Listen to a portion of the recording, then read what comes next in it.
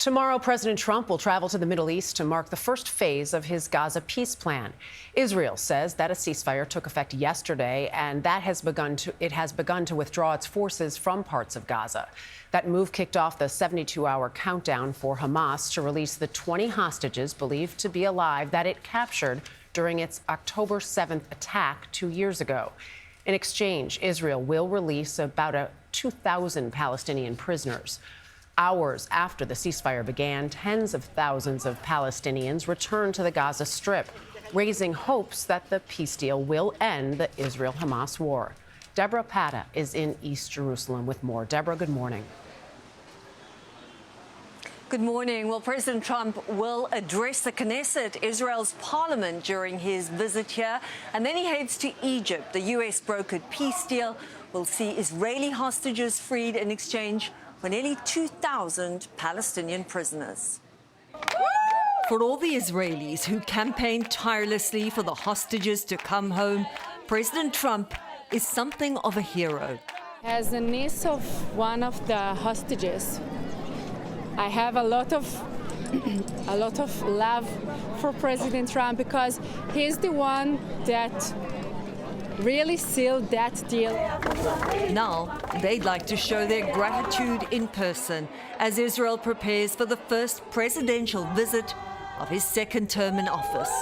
He saved us from all this situation. We want to thank him very, very much. President Trump arrives on Monday, which is also the deadline for Hamas to return all 48 hostages. 2 years of war has deeply divided Israelis. Many believe their government prioritized revenge over rescuing hostages.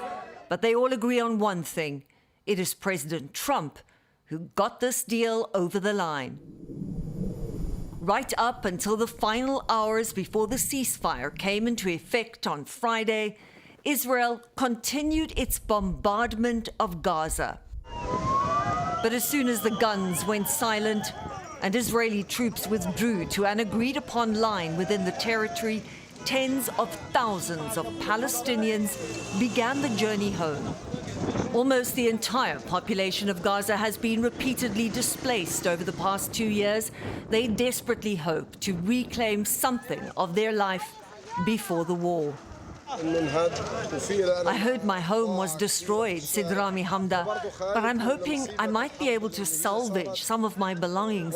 You can't even find a tent to stay in at the moment. For some, home was unrecognizable. There is nothing that remains of Muhammad al-Madun's life before she fled the fighting. I didn't find my house, my neighbors, nothing, she said. Everything was destroyed. There's no life left. And the people who died, they're gone forever.